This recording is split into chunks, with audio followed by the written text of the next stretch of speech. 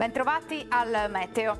Nella giornata di venerdì 16 luglio il tempo sarà compromesso da una certa instabilità causata da una bassa pressione che staziona sull'Europa centrale. Ma vediamo insieme il dettaglio. Sul Veneto sarà soleggiato con tratti di sereno più presenti, a dire il vero, al mattino, alternati a nuvolosità irregolare. Col passare delle ore maggiori addensamenti con qualche acquazzone a carattere sparso.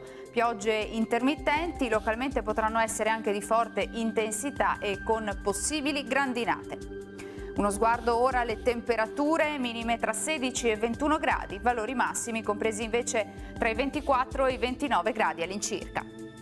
Ci spostiamo ora sul Friuli Venezia Giulia, anche qui tanto sole inizialmente, dal pomeriggio più nubi con rovesci possibili un po' dappertutto.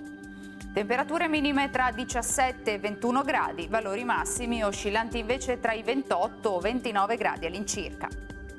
Infine diamo uno sguardo alla situazione del Trentino Alto Adige, dove il tempo risulterà incerto, però avremo un ampio soleggiamento alla mattina, poi avremo temporali invece via via più diffusi.